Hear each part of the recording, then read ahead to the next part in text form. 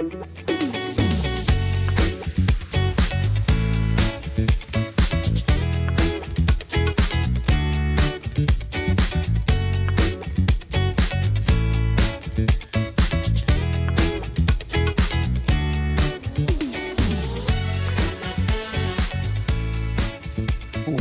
to the Justin Strawn podcast. I am your host, Justin Strawn. Glad to be back with you recording for another week. Sorry to say that I had to take off last week from recording. My wife was home because of all the snow and ice and stuff that we got. I don't like to record in the mornings when she's here because we like to spend some time together. So that is why I was unable to record last week. But I'm glad to be back with you guys and recording again on an early Tuesday morning. We got a lot to talk about. Obviously, if you're a Mississippi State fan, basketball team has not done great. We'll talk a little bit about that. We'll talk a little bit about the baseball team and possibly some preseason expectations and some possible overs and unders that I sent to Brian and Robbie on the rumblings this morning.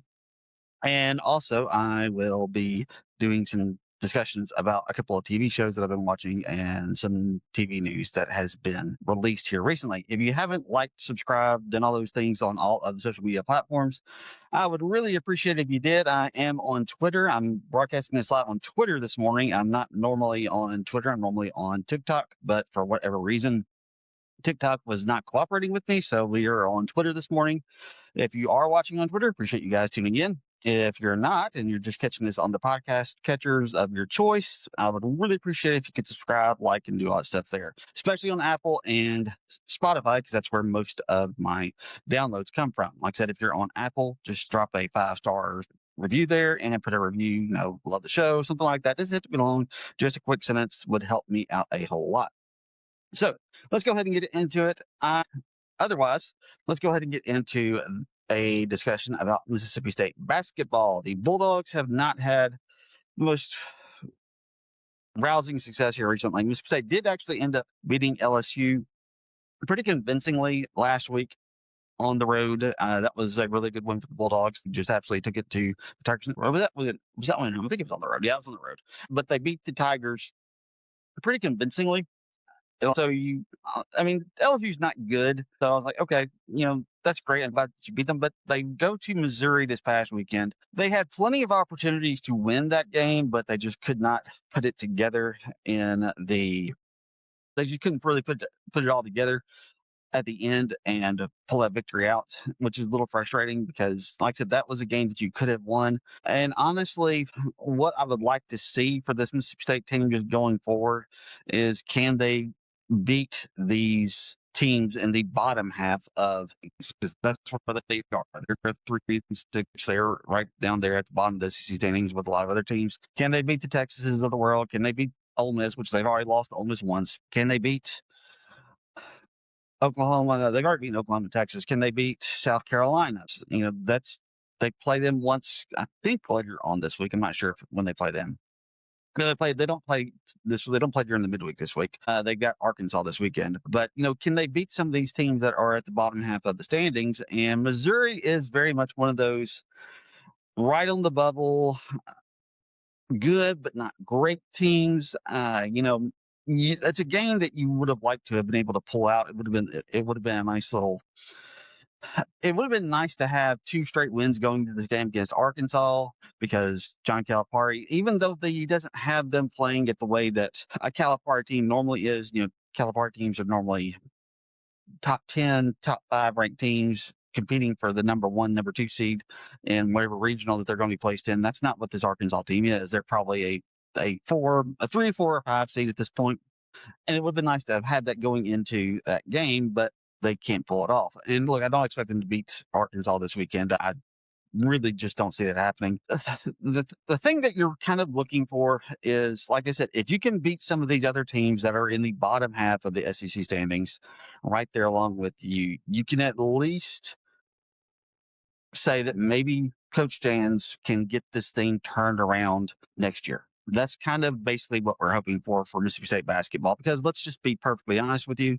This fan base is more than willing to tap out on basketball. And it drives me crazy, the fact that so many Mississippi State fans just don't care about basketball, because it is my favorite part of Mississippi State sports. I love it more than any other part of Mississippi State athletics. I don't know if I've said it on this podcast or if I've said it on others in the past, but I grew up right smack dab in the middle of the 90s. And in 1995, 1996, I was a sophomore and junior in high school those 2 years. And those two teams were having the most success. Obviously, the baseball team was still doing really, really well. But back then, you couldn't watch every single baseball game that you wanted to watch. That just wasn't a thing that you could do. I love those 95, 96 teams. That 96 team, obviously, that went to the Final Four. Eric Dampier, Dante Jones, Darrell Wilson. Those guys were just absolutely phenomenal. And as a result, I love Mississippi State basketball. And like I said, it just drives me crazy. It's the first sign of, things not going well. State fans will tap out on basketball. Look, I'm not going to blame anybody for doing that. Don't get me wrong. You do what you want to do and you do what you enjoy. If Mississippi State basketball only brings you happiness when they're good, I completely get that. You don't want to have anything to do with it when they're not. Yeah, I get that. But like I said, it's just really hard to build a consistent winning program when the fan base doesn't support it like they would at some of these other schools. Because like I said, if it's one of the reasons why Chris Jans is probably really trying to find another job these past few years, is because he knew that the support for it just wouldn't be there if things got rough at times, and things are kind of rough right now. So, look, I just want Chris Jans to do well enough to turn this thing around in next year. I need him to keep some of these players on board. We don't need to have the same situation that we had this season, where you're having to just replace almost every single player on the roster with a new set of transfers. That's just the one thing that you can't really afford in this particular day and age.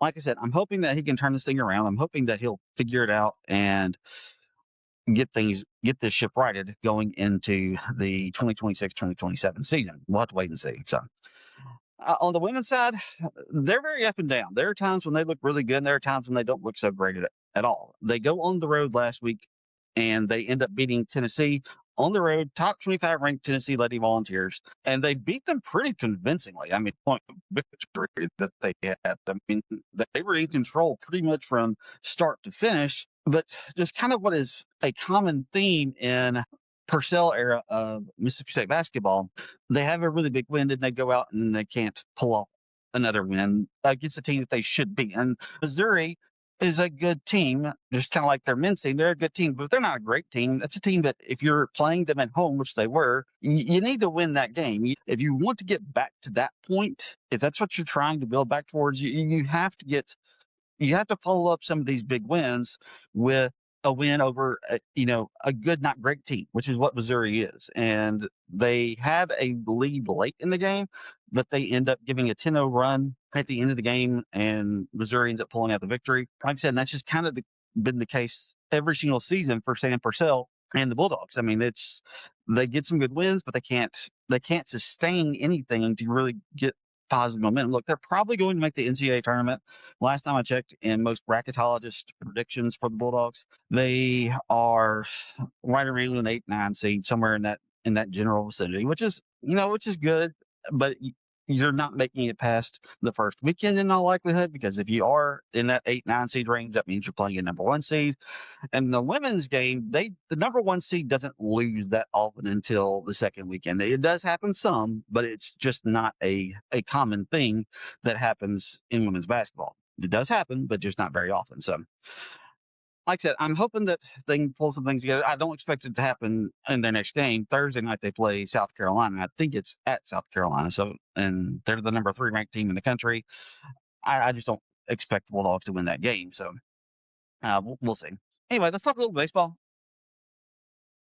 Like I said, baseball team. I'm going to do some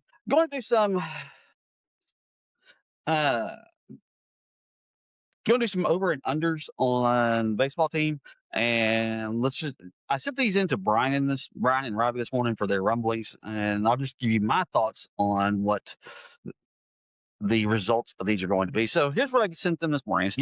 I'm giving them some over unders for the baseball team this year. And I started off with home runs hit. Last season, they hit 103, which I think was a school record. I'm not 100% positive about that, but I think the 103 home runs that they hit last year was a school record. And I put 103 on there because this team is supposed to be better offensively than they were last year. They are supposed to have more pop in their lineup than they did last year, because anybody you talk to who covers college baseball for a living, whether it's the D1 baseball people, the Baseball America people, whoever it may be, they all say that Mississippi State has a loaded lineup. And if you look up and down, you got some of the best production from last year's team returning, obviously with Ace Reese at the top of that. But you also got some great transfers from Virginia. You got some transfers from some other places as well. So you would think that you should be able to do more. So I will say more. I will say over on this one, even though 103. It's not, like I said, if I'm not mistaken, which was a school record last year. That's asking a lot to hit more home runs than you did when you set a school record in 2025. D1 baseball first team All Americans. I sent them 1.5. Can they get more than 1.5 D1 baseball All Americans? My thinking is that Ace Reese will be one of those. I think he'll end up being a first team All American by most people's accounts. And the question is, can you get one more? The only thing that's really holding me back is because I don't know from a pitching perspective if there is enough depth there. There's plenty of depth on this pitching staff. There is, but it's not as deep as the lineup is. And so that makes me wonder, if somebody does get hurt, will there be enough people to step in? I don't know.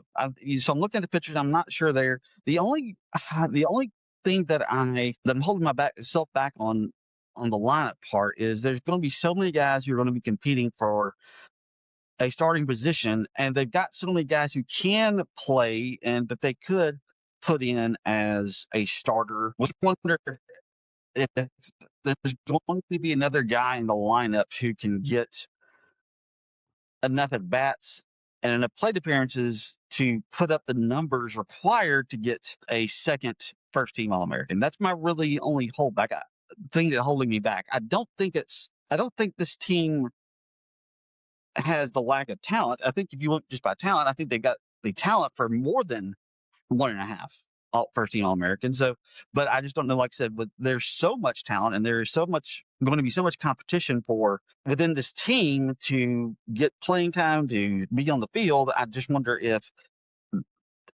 there's going to be too much rotation, too many platooning and stuff like that for another guy to do it. So I'm going to say under on that. I'm going to think Ace Reese is probably the only one. First team All SEC, I said 2.5. I'll go over there. I think you got a chance to have some really special guys on this team, and I'll be very interested to see what this team does in terms of in the SEC play. They might have the most difficult SEC schedule, and like I said, I haven't looked at the other teams and who they're playing, but I know their schedule is just absolutely brutal. I've talked about that before. Regular season wins, I said 40. I think that's probably about where they finish. So I'm going to say over, but if it is over, it's going to be just slightly over. SEC wins, I said 19. I think this team is in the 18 to 20, 17 to 20 range for SEC wins. I want to say under. I think probably just as difficult as the schedule is, I'm thinking 17 or 18 wins in SEC play is probably where this team ends up. That's a really good. If you end up with 40 wins and 17, let's say you win 17, you have 17 and 13 in SEC play. With the teams that they are playing, assuming that everybody's pretty close to where they were at the beginning of where all the preseason polls are putting people, if you end up winning 17 games in SEC play, you're a number 1 seed, you're hosting, and you're probably in talks to be a top 8 seed as well.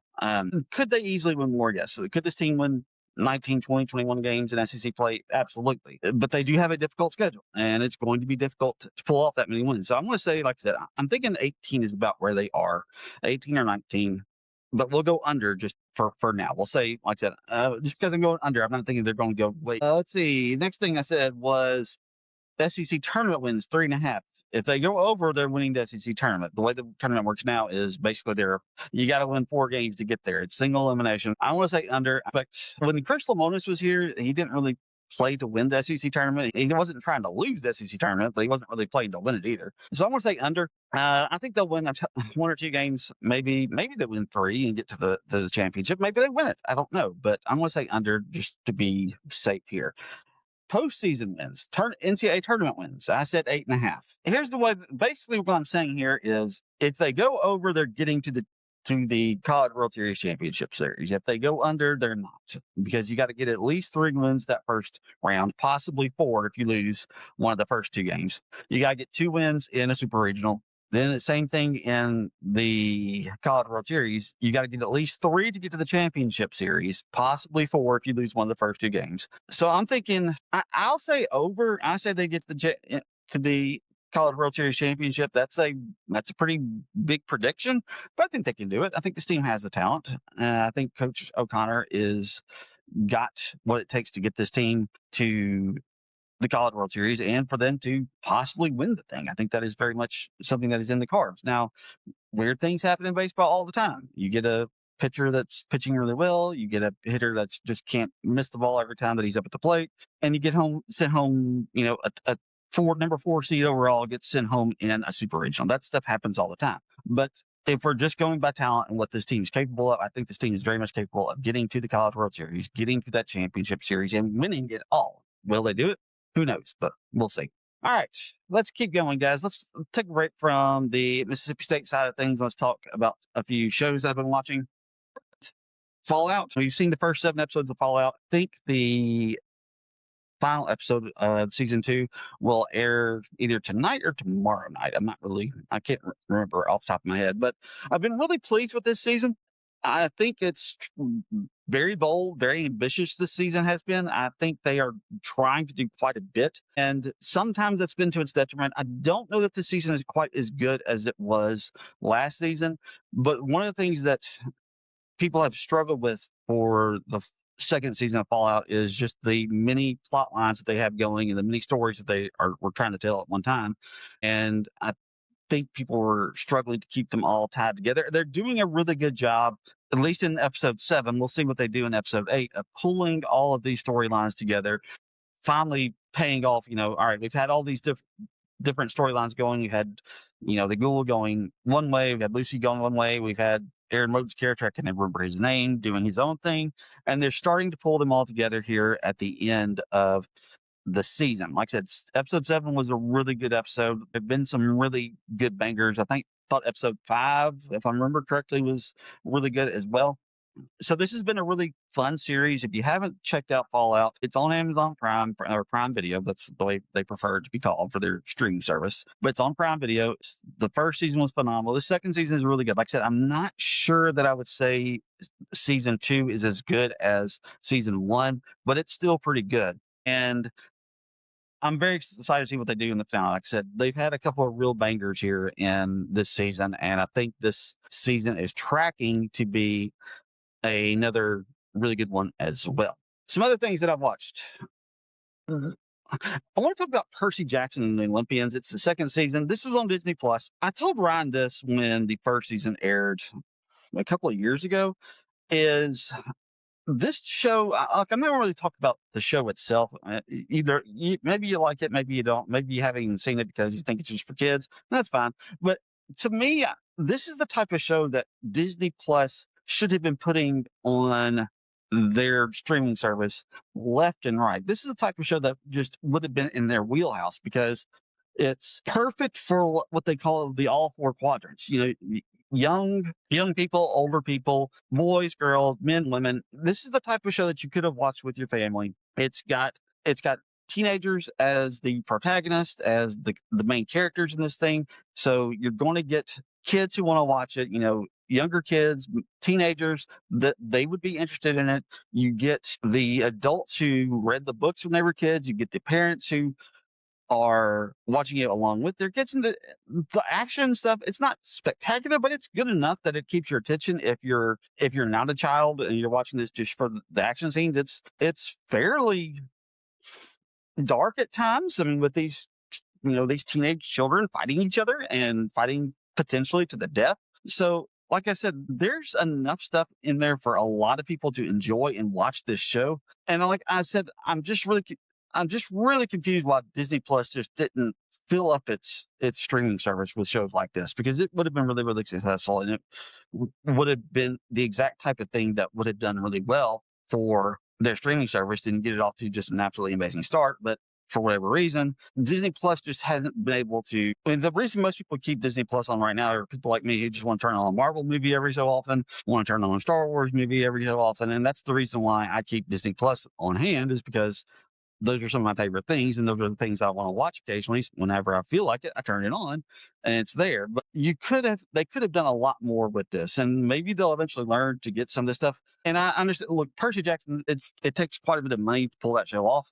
So I can kind of understand why you don't just have a ton of it out there, but you don't have to have things that are as high budget as that is. You can do things that are a little bit lower budget. And like I said, just absolutely clean up in terms of streaming viewership, because you would attract so many different parts of the demographics out there, and you could get families watching your streaming service all the time, and they just, for whatever reason, they haven't done it. It's a good show. It's not great. The issue with Percy Jackson is it's led by teenagers, people who are like 15, 16 years old, and acting. The actors are good most of the time, but they're not great. Walker Scoble, I think that's the kid's name. He's fantastic. He is going to absolutely be a star as long as he doesn't go down the way of most child actors. If he can parlay what he did with that movie that was on Netflix, I can't remember, the Adam Project or something like that. He parlayed that into this television show, and if he can go from taking this television show and turn it into something even bigger, it wouldn't surprise me in the least. The kid's got a lot of moxie, and he's got a lot of charisma, and he has the potential to be just an absolute star. Like I said, assuming that he doesn't go down the way a lot of other child actors do. One more show, and then we're going to talk about some news. Wonder Man. It's the newest MCU television show. Speaking of Disney Plus, this one's really good. The MCU has not really been able to figure out what it wants to do in terms of streaming television. It has really struggled with figuring out how to best put this out there, because what they did in 2021 and those first couple of years when they put out shows, they basically filmed movies and then just broke it up into like 45-minute segments is what they did. And well, I enjoyed them, and I think those first four shows were really, really good. You had WandaVision, you had Captain America and the Winter Soldier. I'm sorry, the Falcon and the Winter Soldier. You had uh, Loki, the first season of Loki, and you had Hawkeye, which was set during Christmas and was kind of a bit of a Christmas special. I thought those were all really good, but it really dropped off in quality after that. But one of the things that helped Wonder Man is this was filmed to be a TV show, and it feels like a TV show, unlike a lot of the Marvel projects that we've had prior to this. This one was very much for television, and you could feel that in the way that they filmed it, and the way that they produced it, and the way that they brought it to our screens. Really solid show. Like I said, it's 8 episodes, all are about 30 minutes long. And what makes this show just really, really good, I mean, Yahya Abdul-Mateen and Ben Kingsley are just fantastic together. It's not necessarily a pairing that I would have thought would have just been, phenomenal coming into it, but they are. They are just really, really good together, and they carry that show, and it is absolutely phenomenal. I don't know if they're planning on doing a second season. I hope so. I hope they do a second season. They leave it very much open for the potential for a second season at the end of the first season, if you haven't seen it. And so, like I said, it's out there. It's really good. I know a lot of people have checked out on Marvel, and if you're one of those people, that's fine. I get it. But I've really been encouraged by some of the things that we've gotten from Marvel here recently. Obviously, the Captain America film last year was not really good, but they followed it up with Thunderbolts, which was a really solid entry, one of my favorites. And then they had Fantastic Four, which was literally, as currently is like my number 3, number 4 MCU most favorite MCU film of all time. I love that. I thought they just nailed a lot of what makes the Fantastic Four a compelling comic book group of heroes. And then they followed up with this show, Wonder Man, which was really good. I don't know what their plans are for this character. I don't know if they plan to fold him into the actual movies, bring him into any of those types of things. I have no idea. At this point, I really don't care. They did a really good job of bringing Wonder Man to the screen with, like I said, Yahya Abdul-Mateen, who has done pretty decent amount of work in the superhero universe. He was on Watchmen, he was in Aquaman, both Aquaman films, and he was in this now for the MCU side of things doing Wonder Man. Like I said, he's been really good. This suits him, and he brings a lot of gravitas to this. If you've never seen him act before, he's a really strong actor. I feel like he's going to have bigger things come his way in terms of like awards and prestige and things like that. I think that's just time eventually going to get there, and he'll get a role that's perfect for him to, win an Oscar, win an Emmy, or whatever it may be. But really good stuff. I really enjoyed this. If you haven't seen it, like I said, it's a standalone. There's very little that you have to know. You might need to know about Ben Kingsley's character and why they call him the Mandarin and that type of stuff. But other than that, you don't have to know a whole lot about this show coming into Damage. You don't really need to know what that is coming into this. I mean, you can figure it out pretty easily based off of what they have in the show. It's got Stewie from Succession, who was fantastic. Like I said, really good stuff. Check it out if you haven't. And if like I said, if you've been out on Marvel, that's fine. But you might want to give them another chance here with Wonder Man. All right, last thing, and then I've got to start my actual job. Over the weekend, this past weekend, we learned that Brandon Sanderson, who has written tons of novels, his Cosmere universe is going to make its way to Apple Television and films. I'm really excited about this. I think it's going to be great. If you haven't read Brandon Sanderson stuff, I would really recommend it. I've listened to a lot of audiobooks of his. I've listened to all 5 of the main Stormlight novels. I've listened to all of the main Mistborn novels, both eras, both era 1 and 2, and I've read some, and I've listened to a few of the Reckoner series books. He's a great writer. He's really good at what he does. He's had his books and his property sold, the rights to them sold before, and they just never got out of production. I'll be very interested to see what happens this time around, because he has basically he negotiated a deal with Apple, and he has, for the most part, full creative control. He's going to be a producer, and he's going to be a writer, and that excited a lot of Sanderson fans.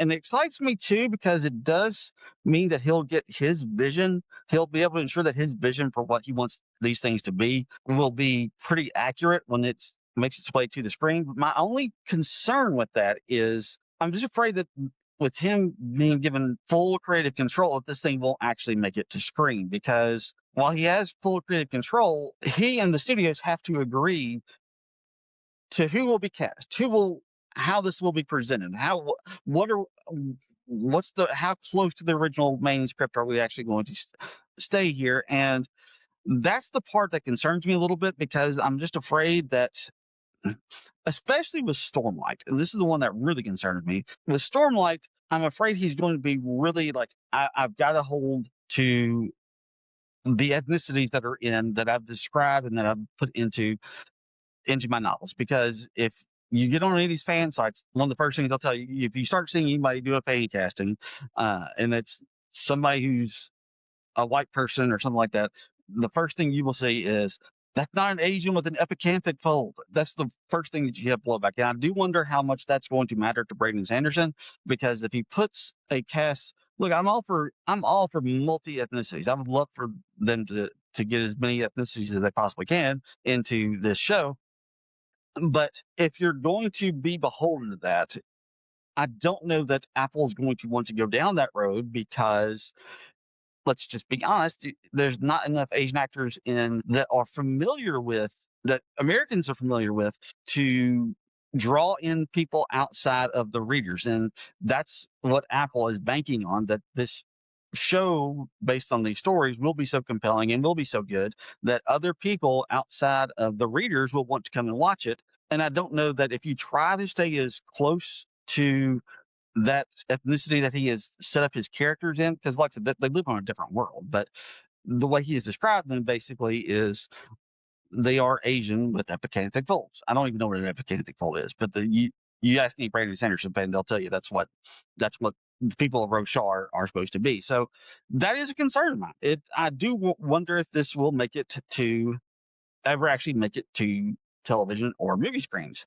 Mistborn is less so. I think I have a little more confidence in the Mistborn saga making its way to movie screens because that's probably a lot easier to pull off. Stormlight's going to be tough. Stormlight's going to be really, really tough. There are huge monsters. There's this very complex magic system. There are these flying armies. It's a really, really difficult story to pull off, and I'll be very interested to see if that actually ends up making its way to television. That's going to be like that. That's going to be a hard one to pull. Mistborn's a little more straightforward, and they can do it. The only issue with Mistborn is how can you make the magic system in Mistborn? How can you make it easy to understand without having coming in and read it? That's the one thing that I will be that how mass how big of a mass appeal does Mistborn have in terms because when you start trying to explain that magic system, it can be a lot and it's a lot to figure out. But I have faith they can do it. I'm hoping that they do because, like I said, those are really really good novels. Uh, and look, they're all tied together, and that's going to be another issue with this is because it's all part of the Cosmere. It's like the MCU. Like Mistborn is one part of the Cosmere. You got Stormlight that's another part of the Cosmere, and he may do some other stuff that's on a different planet. It's a pretty complex universe, and I just wonder if people are still going to be there for that outside of the book readers. I think the book readers will go to this in droves if it ever makes its way actually to screens. I just do worry about the people outside of the books. So. All right, guys, let me wrap it up and get started with my actual job. Appreciate you guys tuning in. As always, I hope that you have a great week. And until next time, we will see you then.